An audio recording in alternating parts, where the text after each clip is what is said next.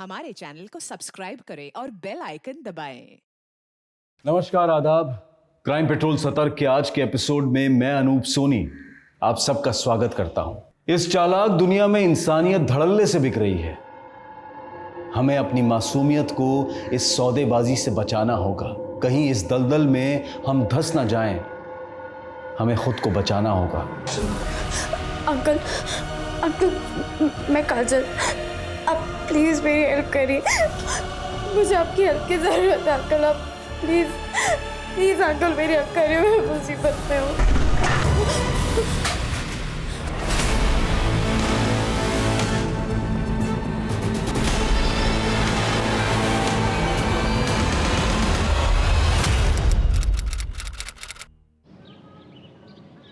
मनुष्य एक सामाजिक प्राणी है और उसकी जिम्मेदारी है समाज को बेहतर बनाने की। लेकिन आज के मनुष्य ने अपने स्वार्थ और लालच को समाज की दुर्गति है। आजकल के बच्चों को ना इंग्लिश स्कूल में पढ़ाने का एक ही नुकसान है, हिंदी में बहुत ही कच्चे होते हैं। और बेटा तुम तो पत्रकार की बेटी हो, फिर भी तुम्हारी हिंदी इतनी खराब। माँ, मैं ना आपके और पापा की तरह कोई जर्नलिस्ट नहीं हूँ। और वैसे भी मुझे ना इंग्लिश रिपोर्टर बनना है। अच्छा, देखना क्या टॉप की रिपोर्टर बनूंगी मैं। प्राइम टाइम पे मेरा शो आएगा। हाँ बन जाना टॉप की रिपोर्टर, लेकिन तेरी हिंदी भी मैं सुधार के रहूंगी। सुधार लेना। पहले आप ये बताइए कि हमारे पूज्य पिताश्री कब आ रहे हैं? बस आ रहे हैं वो। ठीक।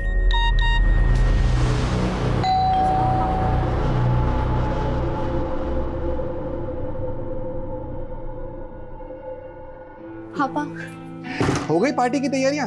हाँ थोड़ी सी बाकी है। मेरे बिना दादी, कैसी है आप? मैं ठीक हूँ, तू कैसी है? मैं ठीक हूँ। अभी आप इतने टाइम बाद आई है ना, तो मैं आपको वापस नहीं जाने देने वाली। अब हो गई शिकायत दूर। चल बर्थडे पार्टी मनाते हैं। हाँ? Happy birthday to you. Happy birthday dear Kajal. Happy birthday.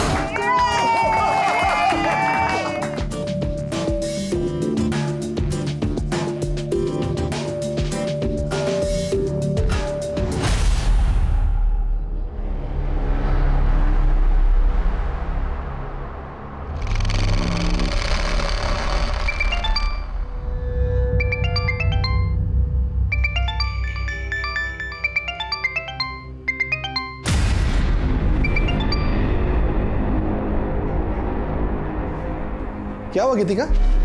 किसका कॉल था गीतिका? किसी का नहीं, ये टेलीकॉलर्स भी ना कॉल कर करके परेशान करते रहते हैं बस।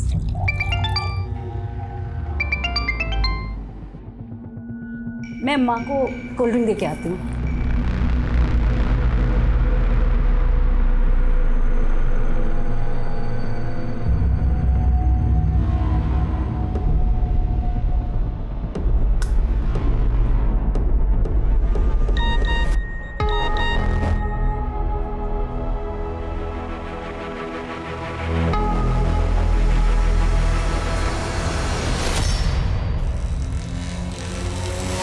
अच्छा, तो ये बात, ये छुपा रही हो तुम मुझसे?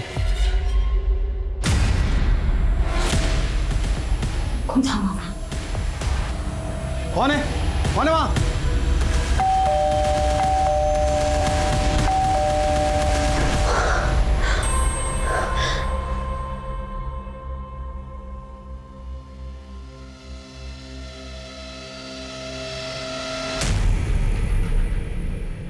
ले पहन ले, 10 मिनट के अंदर तैयार हो जाए। और हाँ, हाथ मुंह धो धा के अपने आप को ठीक कर ले।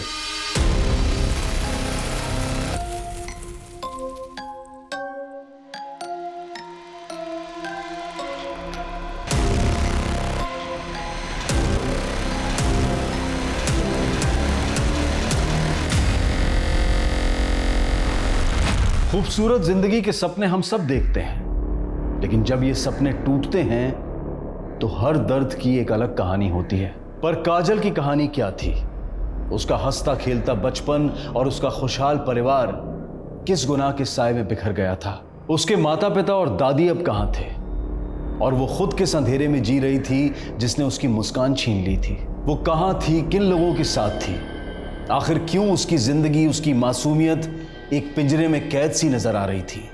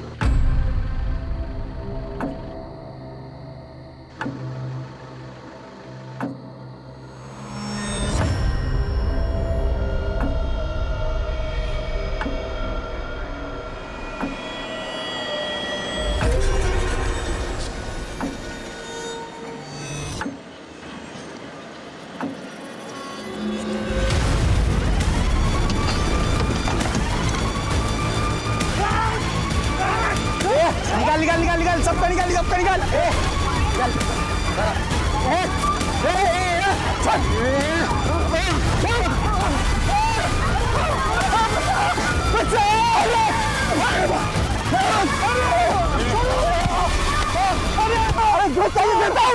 तू देगा हमको हमारे हाथ में क्या जंग लगाए अच्छा नहीं होगा रुक तेरा अच्छा करता हूँ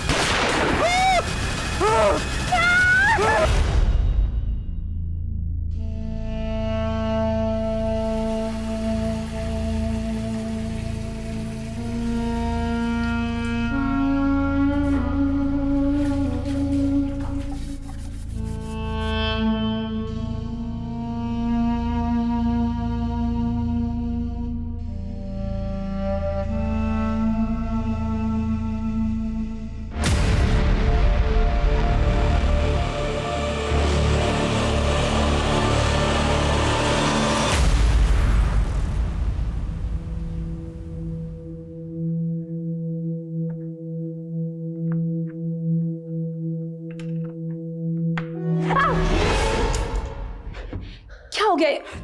क्या जरूरत थी ये सब करने की? कितना खून निकल रहा है। माँ चल उधर चल। कुछ नहीं हुआ माँ, तू चुप रह। ऐसा ही कटे, कुछ नहीं हुआ। ये छोटा सा कट है, हाँ ज्यादा लग जाती तो।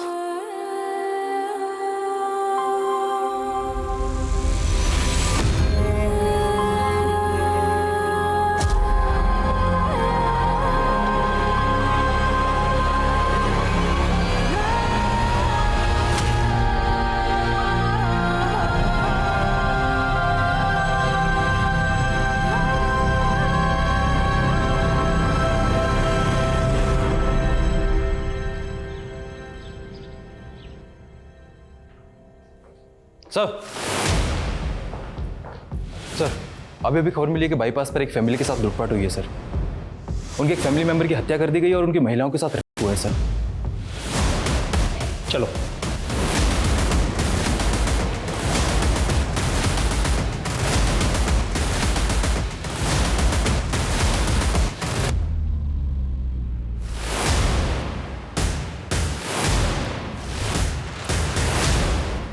सर कल एक फ़ोन आया था जिसके बारे में, वारदात के बारे में इन्फॉर्म थी सर। सुनीता जी सर। इन लेडीज़ को हॉस्पिटल लेके जाओ, इनका मेडिकल चेकअप कराओ। जी सर।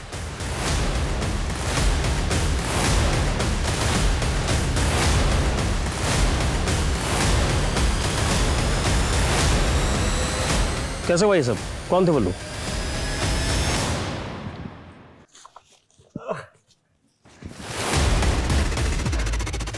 हम नहीं जानते वो लोग कौन थे, लेकिन इसके जिम्मेदार सिर्फ आप लोग हैं। सुन रहे हैं ना?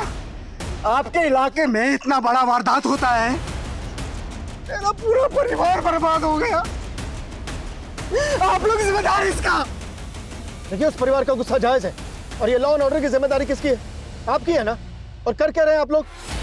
आपकी वजह से जनता में मेरी छवि खराब हो रही है। सर हम क्रिमिनल्स को पकड़ने की पूरी कोशिश कर रहे हैं और हम ये case senior officer Abhimanyu Jindal को हैंडओवर कर रहे हैं सर।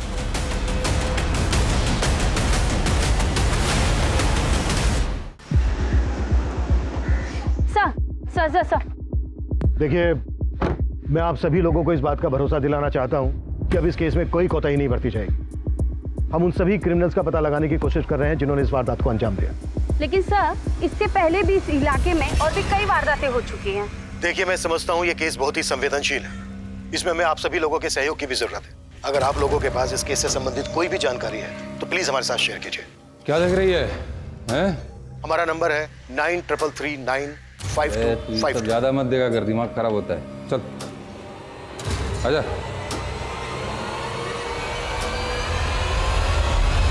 सर, जिस तरह की ये वारदात है, पिछले कुछ दिनों में ऐसी कई वारदातें हुई हैं। ऑन रिकॉर्ड इस एरिया में 5 अलग अलग जगहों पर 5 अलग अलग फैमिलीज के साथ रेप और लूटपाट की घटना हुई है। हो सकता है घटनाएं ज़्यादा भी हुई, लेकिन रिपोर्ट सिर्फ 5 हुई हैं। ये भी तो हो सकता है कि ये गिरोह दूसरी जगहों पर भी फैला हो, लेकिन प्रेजेंट में हम इस केस को फॉलो करेंगे। जी सर। सर, ये फैमिली शादी के फंक्शन से घर लौट रही थी जब ये हादसा हुआ। लोकल पुलिस को क्रिमिनल्स का एक टिफिन हाथ लगा जिसमें चिकन था। सर, एक टिफिन बॉक्स मिला है सर, जो इन फैमिली का नहीं है बल्कि उन क्रिमिनल्स की है जो आनंद पानन में ये बक्सा छोड़ के गए हैं साहब। इसमें चिकन है साहब। लोगों ने वहाँ पर खाना खाया, लेकिन चिकन को छुआ तक नहीं। चिकन ना खाने के पीछे कोई तो कारण होगा। अच्छा, इस टिफिन पे एक नाम खुदा है, नाथू सिंह। जी सर, ये नाम वाला एंगल और क्रिमिनल्स के चिकन ना खाने वाले एंगल को पुरानी इन्वेस्टिगेटिव टीम ने काफ़ी इन्वेस्टिगेट किया, लेकिन कोई इन्फॉर्मेशन हाथ नहीं लगी उनके। उनकी इन्वेस्टिगेशन जहाँ खत्म हुई है, हम वहाँ से शुरू करेंगे। एक काम करते हैं, सबसे पहले क्राइम सीन विजिट करते हैं। सर,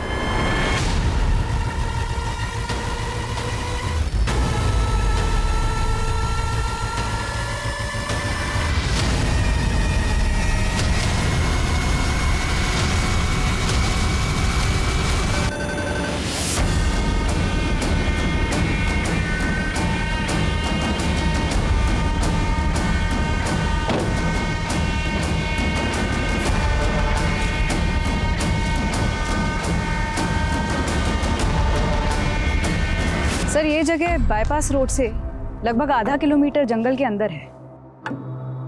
ये जो 5वीं वारदात हुई वो इसी लोकेशन पर हुई। इस 5वीं वारदात से पहले जो 4 वारदातें हुई थी वो यहाँ से करीब 8 से 10 किलोमीटर की दूरी पर हुई थी, और ये 5 वारदातें इसी बाईपास रोड के आसपास हुई हैं। इस रेडियस में कोई रिहाइश भी नहीं है। राइट सर, रात को इलाका और भी सुनसान हो जाता होगा, जिसका फायदा क्रिमिनल्स ने उठाया।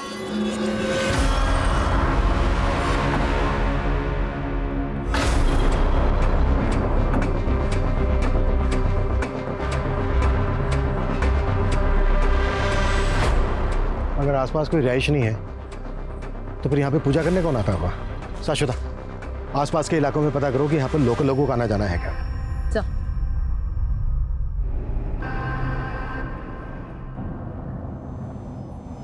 ए, गाड़ी रोको, गाड़ी रोको, वापस लो, रिवर्स लो।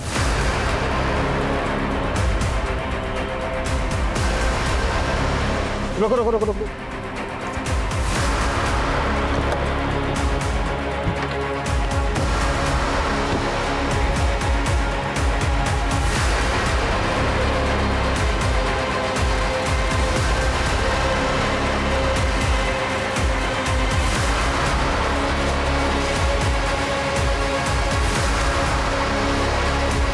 अगर इस कच्चे रास्ते से क्राइम सीन पर जाएं तो क्राइम सीन होगा यहाँ से लगभग 200 से 300 मीटर, और अगर प्रॉपर रोड से जाएं तो क्राइम सीन का डिस्टेंस होगा लगभग 1 किलोमीटर। ये बैरिकेडिंग ऐसी जगह पर है कि यहाँ से क्राइम सीन का शॉर्टकट है। शाश्वता, पता करो कि ये बैरिकेडिंग वारदात होने के पहले से यहाँ पर लगाई जाती थी या वारदात होने के बाद से लगाई जाने लगी, और ये भी पता करो कि यहाँ पर किन पुलिस वालों की ड्यूटी होती है।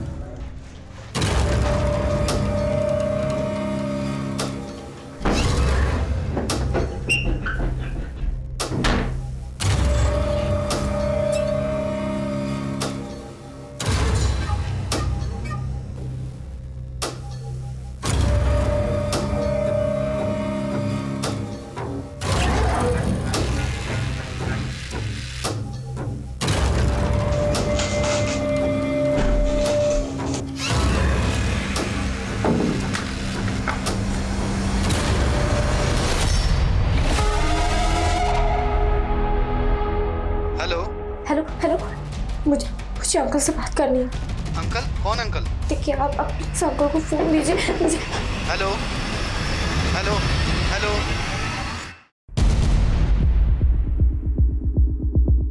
सर, वारदात के पहले या बाद में किसी भी पुलिस चौकी ने उस जगह बैरिकेड्स नहीं लगाए थे। वो बैरिकेड्स वहां किसने पहुंचाए इसकी कोई इन्फॉर्मेशन नहीं मिल रही है। कहीं ऐसा तो नहीं है कि वो बैरिकेड क्रिमिनल्स के द्वारा इस्तेमाल किए गए हो? उसी बैरिकेडिंग से टारगेट सेट करके आगे इंफॉर्मेशन पास कर दी जाती हो। एक काम करो, विक्टिम्स की फैमिलीज को बुलाओ। सर उस रात हम शादी से वापस लौट रहे थे और अचानक गुंडों ने हम पे हमला कर दिया। निकाल सबको निकाल। अच्छा, जहां पर ये वारदात हुई उससे पहले तुम्हें कोई पुलिस बैरिकेडिंग मिली थी? सर आधा 1 किलोमीटर पहले एक नाकाबंदी पे हमारी गाड़ी रुकवाई गई थी।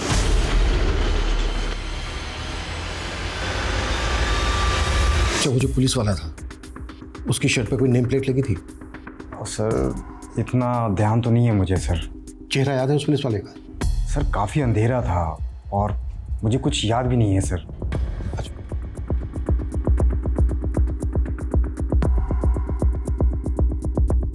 सर, क्राइम सीन के आसपास के रिहायशी इलाकों में हमने उस पत्थर के बारे में इंफॉर्मेशन निकाली जिस पर सिंदूर लगा हुआ मिला था, लेकिन वहाँ के लोग ऐसी कोई पूजा करते हों इसकी इंफॉर्मेशन नहीं निकली। अगर लोकल लोग वहाँ पर पूजा नहीं करते तो क्या क्रिमिनल्स ने वहाँ पर पूजा की होगी? सर, हो सकता है कि ये किसी ट्राइबल कम्युनिटी का काम। ऐसे समुदाय होते हैं जो धार्मिक भी होते हैं और ऐसी वारदातें भी करते हैं। आखिरी वारदात जिस दिन हुई उस दिन मंगलवार था और क्राइम सीन से हमें चिकन से भरा हुआ टिफिन मिला। अक्सर लोग मंगलवार को नॉनवेज नहीं खाते। हो सकता है किसी खास समुदाय के हों। ऐसे समुदाय के बारे में पता करो और इस वारदात से पहले जो 4 वारदातें हुई हैं उनकी फैमिलीज को बुलाओ।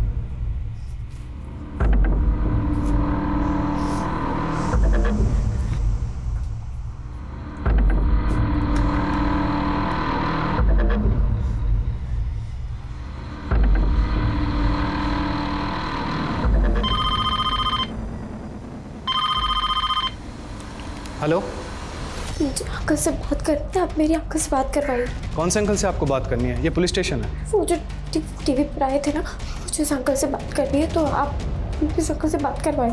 कौन से अंकल आए थे टीवी पे? आप बताइए बेटा, क्या बात है, मुझे बताइए। क्या हुआ? सर, एक बच्ची का कॉल है, वो कह रही है मुझे उस अंकल से बात करनी है जो टीवी पर आए थे। हेलो हेलो बेटा, मैं वही अंकल हूँ जो न्यूज़ में आए थे टीवी पर। बोलो, क्या बात करनी है? अंकल, मैं ना यहाँ पर फंस।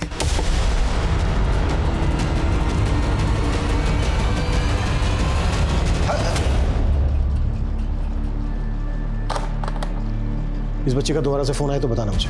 सर,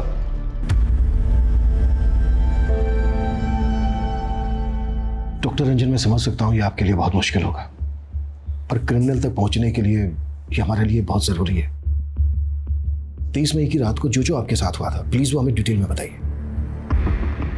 सर, उस दिन मेरे नए क्लिनिक का ओपनिंग फंक्शन था। सर, मैंने उनकी बहुत मिन्नतें की लेकिन उन्होंने मेरी एक बात नहीं सुनी और सब कुछ लूट कर ले गए हमसे। सर, हमारे पति बिजनेसमैन थे, तो उस दिन हम लोग गोरखपुर से घर जा रहे थे। उन गुंडों ने हमारी कार पे कुछ फेंका जिससे हमारी कार इनबैलेंस हो गई। उन लोगों ने हमारे पति को मार दिया और हमारे साथ। उस घटना के कुछ देर पहले एक चेक पोस्ट पे हमारी गाड़ी के पेपर चेक हुए थे। हाँ सर, वहाँ से कुछ देर पहले एक नाकाबंदी थी। हाँ सर, हमारी गाड़ी की भी चेकिंग हुई थी। इन 5 वारदात में एक चीज कॉमन है, चेक पोस्ट पर विक्टिम्स की गाड़ी को रोके जाना। हम श्योर इन क्रिमिनल्स के कुछ साथी फेक पुलिस वाले बनकर टारगेट सेट कर रहे थे, आगे इन्फॉर्मेशन पास कर रहे थे और उनके दूसरे साथी वारदात को अंजाम पहुंचा रहे थे। लेकिन सर, किसी भी विक्टिम ने क्रिमिनल का चेहरा नहीं देखा क्योंकि वारदात के वक्त सबके चेहरों पर गमछे बंधे हुए थे।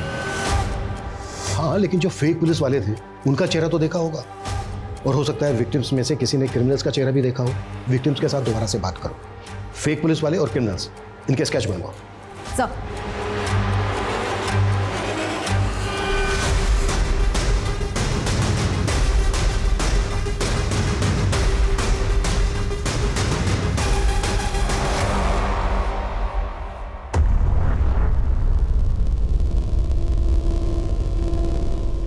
सर, उस बच्चे का दोबारा कॉल आया है।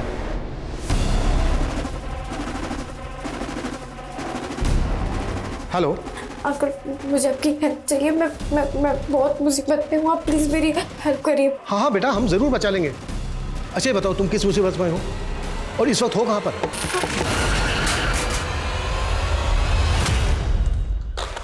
जिस नंबर से कॉल आया, पता करो किसका कॉल है, किसके नाम पर रजिस्टर्ड है। इस नंबर को ट्रेस करने की कोशिश करो। सर।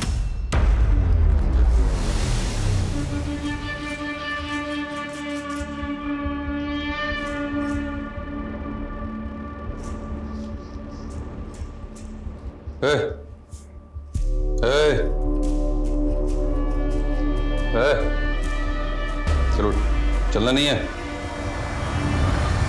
सर, कुछ विक्टिम्स की मदद से हमने क्रिमिनल्स के स्केचेस बनवाने की कोशिश की।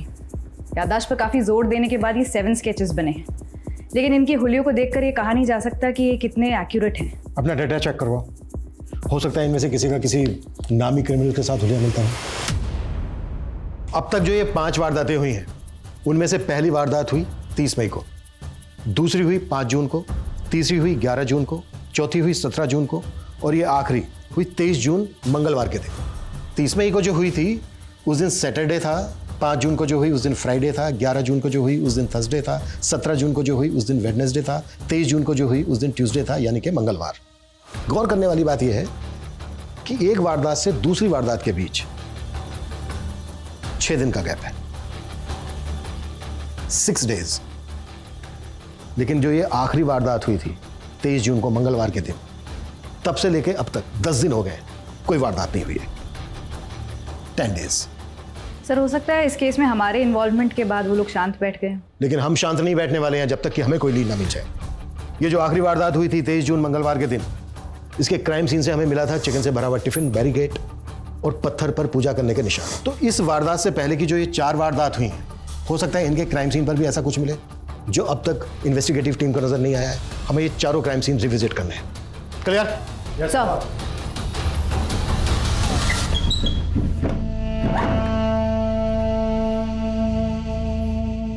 ले, तेरे लिए दूध लाया हूं, फटाफट पी ले। सुना नहीं? दूध लाया हूं, फटाफट पी ले। नहीं मानेगी, मुझे अपने तरीके से ही पिलाना पड़ेगा। चल, मुंह खोल, मुंह खोल, मुंह खोल। इधर चल, खोल, खोल, चल।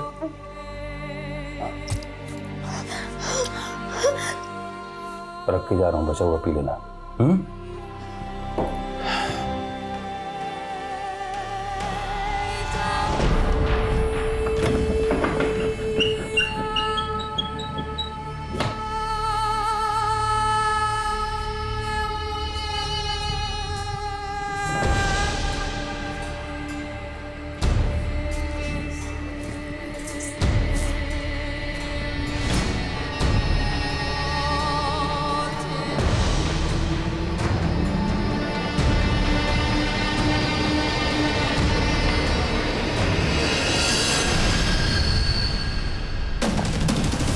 सर, उस बच्चे का दोबारा कॉल आया है, लेकिन उसकी आवाज नहीं आ रही।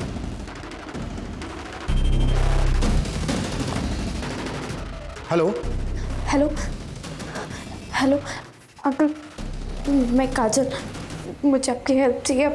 बेटा, मुझे आपकी आवाज नहीं आ रही है। Hello uncle, hello. अगर आपको मेरी आवाज आ रही है तो मैं ये फोन काट के अपने मोबाइल फोन से आपको वीडियो कॉल करता हूँ। अंकल, अंकल, मैं काजल। हेलो बेटा, हेलो।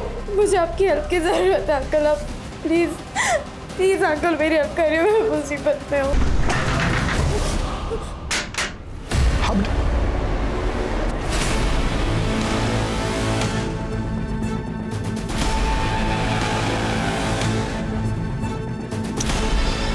स्विच ऑफ हो गया। बच्ची काफ़ी घबराई हुई लग रही है। ऐसा लग रहा है जैसे किसी मुसीबत में हो, उसको कहीं बंद करके रखा गया हो। ये देखो, विंडोज़ पर भी वुडन प्लैंक्स लगे हैं। जिस नंबर से बच्ची फ़ोन कर रही है, मैंने कहा था तुमसे पता करो किसका नंबर है, कहाँ का है, पता किया? सर टेलीकॉम सर्विस प्रोवाइडर को बोला था, लेकिन एक बच्ची मुसीबत में है, मदद मांग रही है हमसे। कुछ भी हो सकता है उस बच्ची के साथ, और तुम्हारे पास लेकिन के अलावा कोई जवाब नहीं है। खड़े क्या हो, पता करो। सर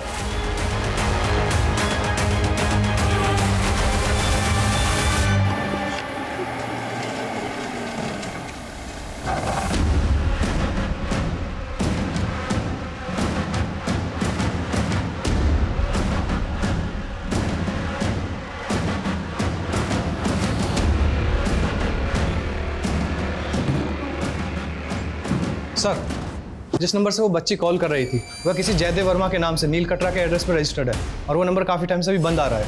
और सर ये जयदेव की फ़ोटो। अच्छा, जिस वक्त बच्ची ने कॉल किया था उस वक्त वो नंबर कहाँ पर एक्टिव था? सर गौतम नगर।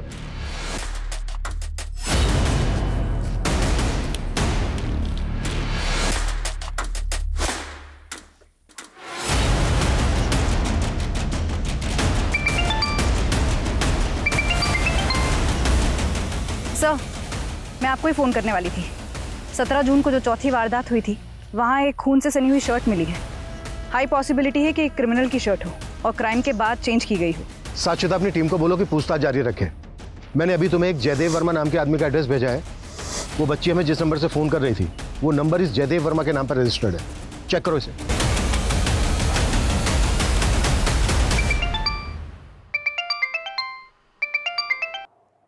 हाँ शाश्वता। सर जिस जयदेव वर्मा का आपने एड्रेस भेजा था, वहाँ कोई जयदेव रहता ही नहीं है। आई थिंक वो नंबर फेक आईडी पर लिया गया है। उस नंबर के कॉल रिकॉर्ड्स में हमें 2 नंबर और भी मिले, वो दोनों भी फेक आईडी पर लिए गए। वो बच्ची जरूर गलत लोगों के चंगुल में फंसी है। उस बच्ची ने जिस नंबर से हमें फ़ोन किया था, वो नंबर उस वक्त गौतम नगर में एक्टिव था। गौतम नगर बहुत बड़ी कॉलोनी है। एक काम करो, एक टीम बनाओ, उस टीम को बच्ची का फ़ोटो दो। स्क्रीनशॉट लिया था मैंने, हो सकता है उस एरिया में बच्ची का फ़ोटो देख के उसे कोई आइडेंटिफाई कर ले।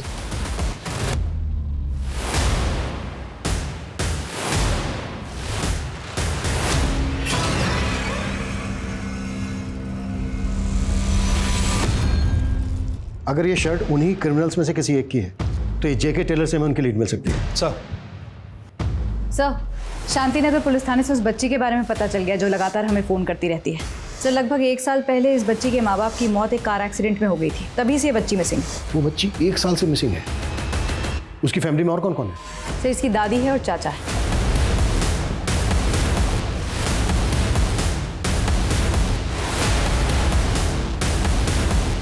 मेरी काजल जिंदा कहाँ है वो? आप उसे अपने साथ लेके क्यों नहीं आए? इस वक्त काजल कहाँ है हमें नहीं पता। काजल ने हमारे पुलिस स्टेशन में फ़ोन किया था, उसे हमारी मदद चाहिए थी। हमें ऐसा लगता है कि उसको कहीं कैद करके रखा गया है। कहाँ कैद किया? ये हम पता लगा रहे हैं। आप लोग प्लीज़ ये बताइए कि 1 साल पहले एग्जैक्टली क्या हुआ? काजल उस दिन मेरे बेटे और बहू के साथ ही थी। वो लोग मुझे मिलने यहाँ मेरे घर आने वाले थे। दादी हम बस निकलने ही वाले हैं, लेकिन पहले आप मुझे ये बताइए कि आपने मेरे लिए स्पेशल डिश बनाई है ना? तू बस आ जा, तेरी पसंद की सारी चीजें बनाई है। अरे मम्मी आपके लिए कुछ लाना है क्या? नहीं नहीं बेटा, तुम लोग जल्दी से आ जाओ बस। मैं शाम तक इंतजार करती रही, फिर खबर मिली कि उनका एक्सीडेंट हो गया है।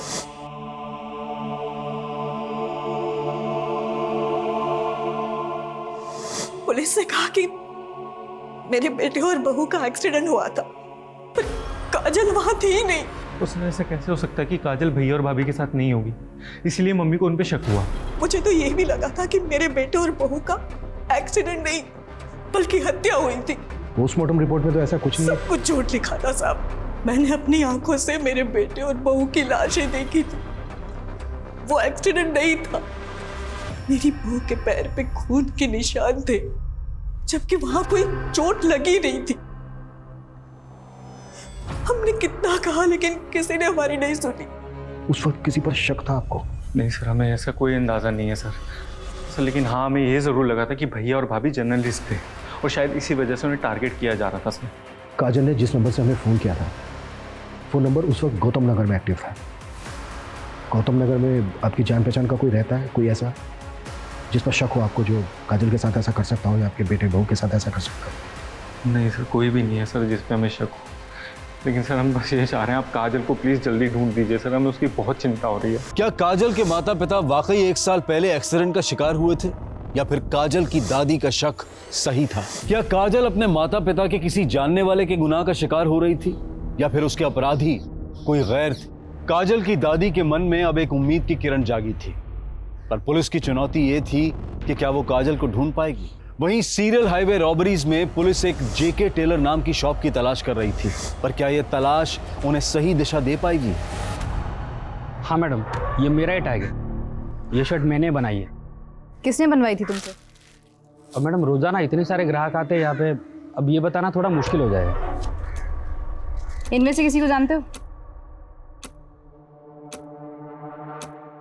मैडम ये तो एकदम सुनील साहब जैसे दिख रहे हैं, वो भी आपकी तरह पुलिस में है, और उनकी पुलिस की वर्दी मैं ही सिल के देता हूँ। कहाँ रहता है ये सुनील? आइए मैडम, ये उनका घर।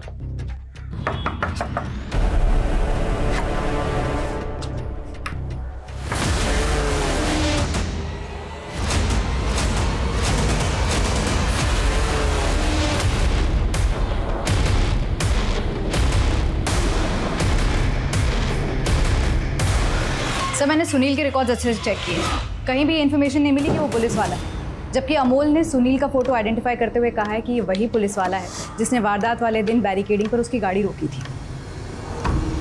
मतलब अब ये साफ है कि सुनील उन क्रिमिनल्स में से एक है जो फेक पुलिस वाले बनकर टारगेट सेट करते थे और उनके बाकी के साथी वारदात को अंजाम देते थे। सर टेलर ने जो सुनील का नंबर दिया था वो किसी फेक आईडी पे रजिस्टर्ड है, और सर सुनील का वो नंबर उन 2 नंबरों में से एक है जिससे काजल हमें कॉल करती थी। मतलब इस सुनील का काजल के अब्डक्शन से भी कनेक्शन है? सर कहीं ऐसा तो नहीं कि काजल के पेरेंट्स इसी गैंग का शिकार हुए हों और फिर इसी गैंग ने काजल को अबडक्ट कर लिया? काजल की दादी और चाचा का भी यही कहना है कि उनका मर्डर हुआ था। काजल की दादी और चाचा को बुलाओ, हो सकता है ये लोग इन क्रिमिनल्स को पहचानते हो।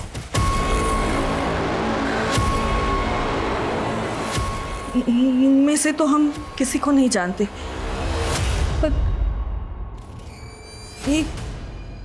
ये आदमी का चेहरा कुछ दिखा दिखा लग रहा है। कहाँ देखा था आपने इसको?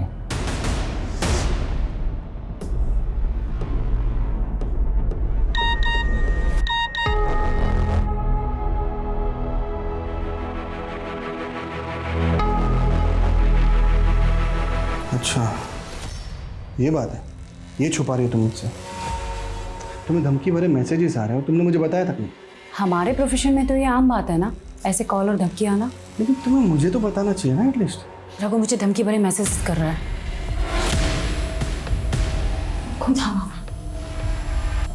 कौन है? कौन है वहाँ?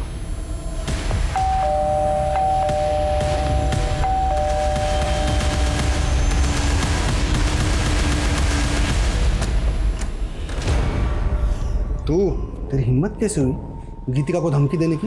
हा? चल दे, आराम से शांत।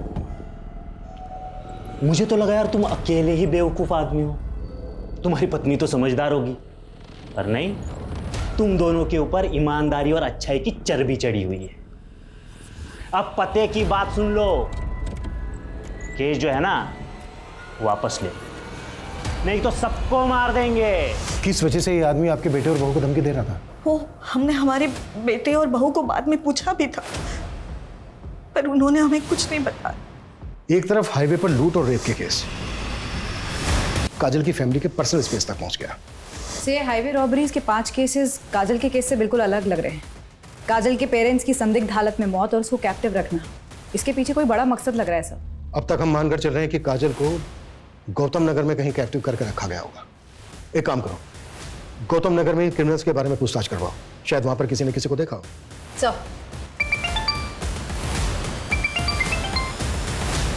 जैन सर, पुलिस चारों तरफ से दबाव में थी। सीरियल हाईवे रॉबरीज के केस की तरह अब काजल मिसिंग केस भी मीडिया में छाने लगा था, और काजल के माता पिता की सस्पिशियस डेथ केस को रीओपन करने की मांग लगातार उठने लगी थी। पुलिस को अब यह डर लग रहा था कि कहीं इस गहमा गहमी में क्रिमिनल काजल की जान ना ले ले, क्योंकि इस खतरे से काजल को बचा पाना आसान नहीं था।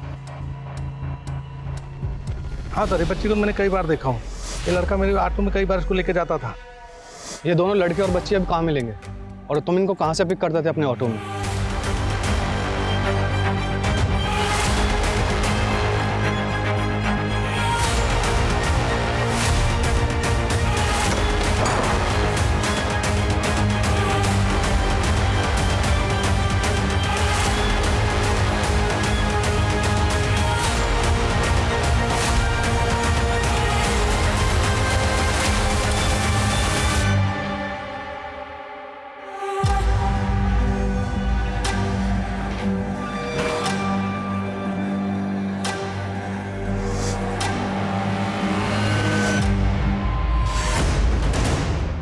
जब काजल के साथ मेरी वीडियो कॉल पे बात हुई थी तो काजल यहीं पे थी, मतलब उसको यहीं कैप्टिव करके रखा गया था। पता करो ये जगह किसकी।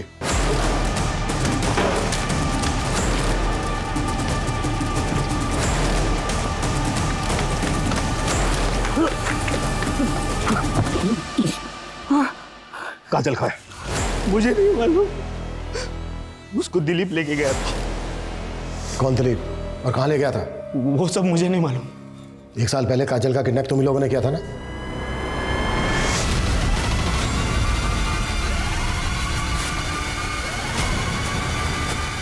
आनंद, क्या है? बाहर निकल रहे, लेकिन क्या हुआ? आनंद! अरे क्या कर रहे हो? अरे मेरी बात तो सुनो। आवाज बाहर एकदम। छोड़ मुझे! छोड़ मुझे! एकदम चुप। और पिछले 1 साल से साहब उससे मजे कर रहे।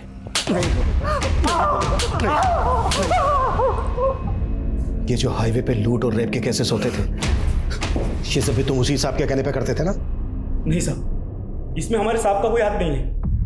ये तो हमारे समुदाय का पुराना धंधा है। हम अपने देवता को प्रसन्न करते हैं और हम में से एक पुलिस के भेष में बैरिकेडिंग लगा के टारगेट सेट करता है और हमको इन्फॉर्म कर देता है। कि सुनील तो तुम्हारे लिए काम करता था, फिर उसको क्यों मारा? उसके साथ बंटवारे के लिए झगड़ा हो गया था तो मेरे लोगों ने उसको मार दिया। देख, सब कुछ तो बता दिया तूने, अब ये भी बोल दे कि तेरा सांप कौन है और काजल कहाँ है। पिछले 1 साल से मालिक के लिए तुझे संभाल के रखा था, बिल्कुल कांच की तरह, खरोच भी ना पाए, लेकिन अब मालिक ने बोल दिया कि तुझे खत्म कर दो। लेकिन ऐसे कैसे हैं? मेरे भी तो कुछ अरमान है, उनको भी तो पूरा करना है। मैंने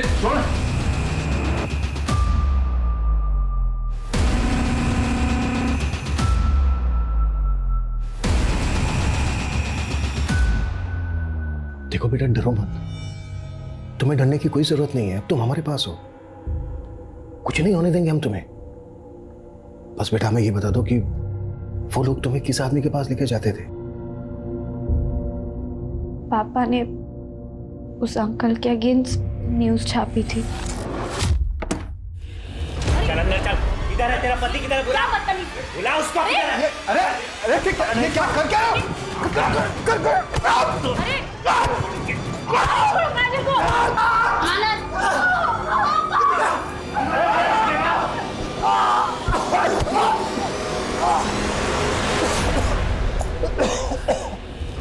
पत्रकार साहब, बड़ी तेज कलम चलती है आपकी। सपाट सपाट सपाट, पर गलती से ना हमारे बारे में थोड़ा उल्टा सीधा लिख गई। लिखती तो बड़ा अच्छा है। अरे रघु, अरे क्या कहते हैं उसको? हाँ, बाय मिस्टेक। चलो कोई नहीं, अपनी गलती सुधार लो। दिल खोल के माफीनामा लिख दो हमारे बारे। नहीं लिखूंगा। अरे बाप रे, बड़ा खून उबल रहा तुम्हारा, मैं तो डर गया। अबे 2 कौड़ी के औकात में आ जा, नहीं तो तेरी बेटी और तेरी बीवी दोनों को जान से मार लेंगे। बस सुन रहा है समझदार पत्रकार? कलम उठा, माफी लिख और अपने परिवार की जान बचा। नहीं लिखूंगा।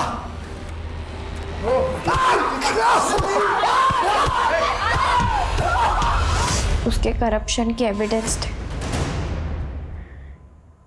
इसलिए उसने। साहब ने बोला था कि उनकी मौत ऐसे हो जैसे एक्सीडेंट लगे। कार में डाल दिया और कार को खाई में फेंक दिया। तुम्हारा हिसाब कौन है?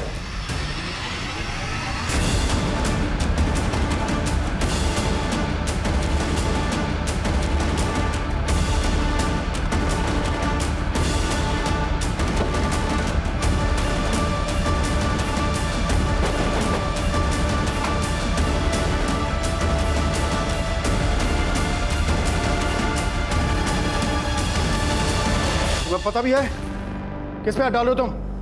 2 मिनट के अंदर ना तुम्हारी वर्दी छिन जाएगी तुमसे। हमारी चिंता छोड़िए, अपनी सोचिए मंत्री जी। आपकी तो कुर्सी भी गई और इज्जत भी। ये फाइल देख रहे हैं आप? इसमें आपके सभी कुकर्मों का हिसाब किताब है।